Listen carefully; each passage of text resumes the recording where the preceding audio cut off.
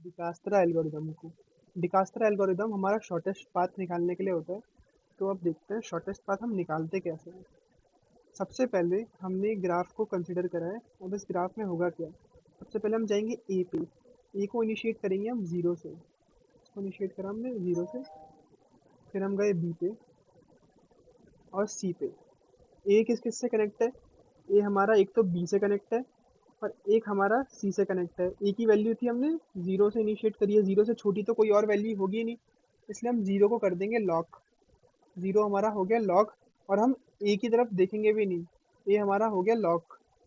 ये हमारा हो चुका है लॉक। फिर हम देखेंगे बी और सी में से। यहाँ पे हम सबकी वैल्यू इन्फिनाइट मानेंगे। इसकी वैल्यू इन्फिनाइट है, इसकी वैल्यू इन्फिनाइट है, और इसकी वैल्यू इन्फिनाइट है, और इसकी वैल्यू भी इन्फिनाइट है। अब होगा क्या। फोर यहाँ आया, ए प्लस फोर। ए की वैल्यू थी जीरो, इसे काट के हमने कर दिया फोर। और यहाँ इसे काट के कर दिया हमने फाइव। और फाइव और फोर में से कौन सी छोटी वैल्यू है। फोर सबसे छोटी वैल्यू है। फोर को भी हम कर देंगे लॉक। और फोर कहाँ पे है, बी पे। बी में हमने क्या लॉक करा, हमने करा फोर लॉक।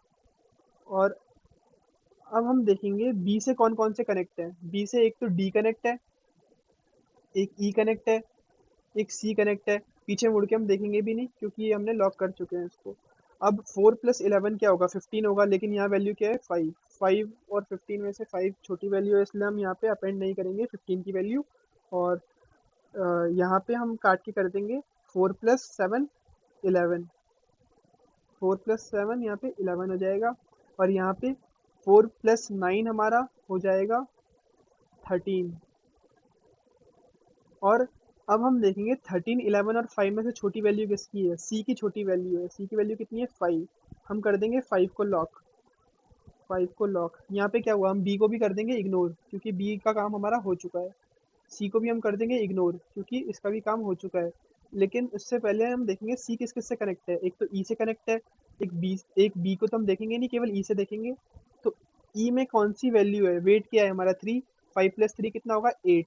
तो यहाँ पे इलेवन था, एट इलेवन से छोटा है, हम इसलिए यहाँ पे एट डाल देंगे। अब हम चेक करेंगे थर्टीन और एट में से कौन छोटा है, तो एट छोटा है हमारा, ई छोटा है। तो ई की वैल्यू हमारे पास आ गई एट।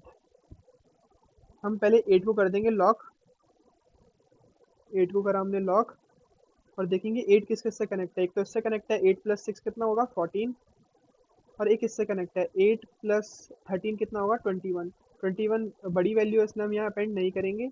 तो अब हमारा सी भी लॉक हो चुका है, फाइव भी लॉक हो चुका है, फोर भी लॉक हो चुका है, जीरो भी लॉक हो चुका है। अब हम देखेंगे थर्टीन और फोर्टीन में कौन छोटा है। थर्टीन और फोर्टीन में हमारा थर्टीन वैल्यू छोटी है, तो हम थर्टीन को कर देंगे लॉक।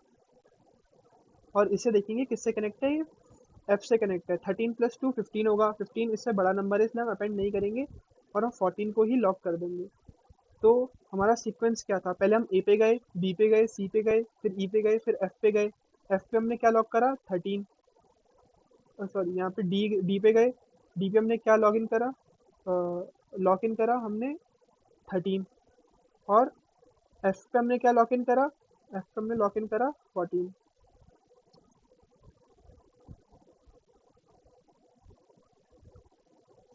फोर्टीन। तो ये थी हमारी डिकास्त्रा एल्गोरिदम।